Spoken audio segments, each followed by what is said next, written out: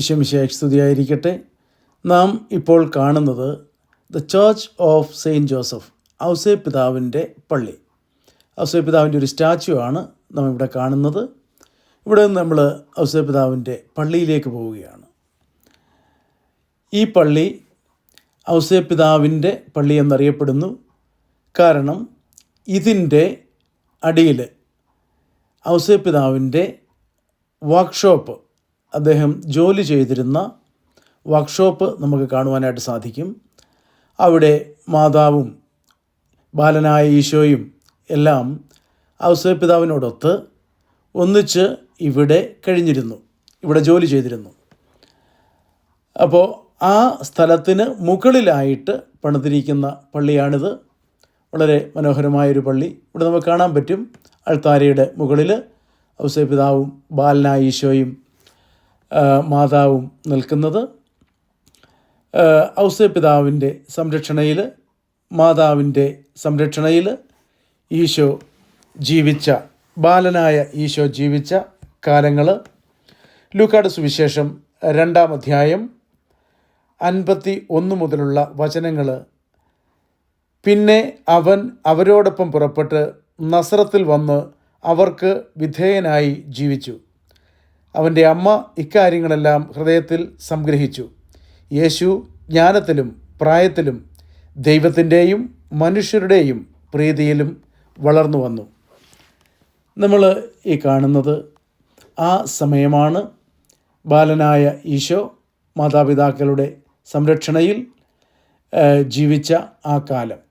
ആ കാലത്തെ ഓർമ്മപ്പെടുത്തുന്ന ശേഷിക്കുന്ന കാര്യങ്ങളാണ് ഇപ്പോൾ നാം ഇവിടെ കാണുന്നത് ഈ പിക്ചറിൽ. അതിനെപ്പറ്റി വളരെ വ്യക്തമായിട്ട് അവിടെ രേഖപ്പെടുത്തിയിട്ടുണ്ട്. ഇത് നമ്മൾ കാണുന്നത് ആ പള്ളിയുടെ ഗ്രൗണ്ട് ഫ്ലോറിലാണ്. ഇതിനുശേഷം നമ്മൾ അതിൻ്റെ ബേസ്മെൻറ്റിലേക്ക് പോവുകയാണ്. ബേസ്മെൻറ്റിലാണ് ഔസേപ്പിതാവിൻ്റെ ആ ജോലി ചെയ്തിരുന്ന സ്ഥലം. ഇപ്പോൾ നമ്മൾ അങ്ങോട്ട് ഇറങ്ങുകയാണ്. ഈ സ്ഥലത്തിന് വളരെയേറെ പ്രാധാന്യമുണ്ട്.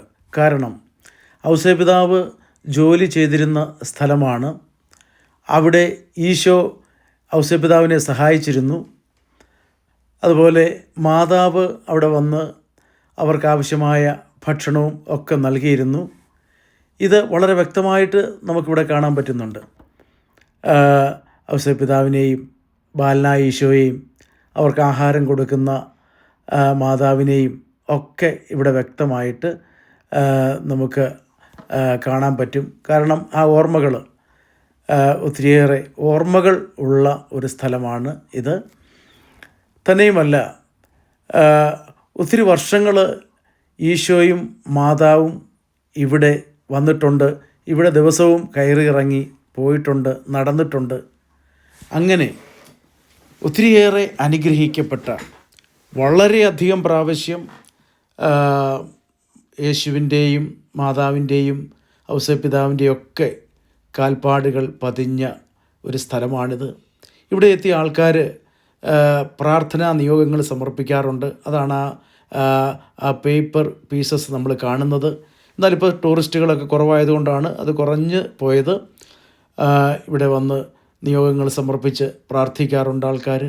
കാരണം ഒത്തിരി ഈശോയുടെ പാദസ്പർശമേറ്റ, മാതാവിൻ്റെ പാദസ്പർശമേറ്റ ഔസേപ്പിതാവിൻ്റെ സാന്നിധ്യമുള്ള ഒരു സ്ഥലമാണ്.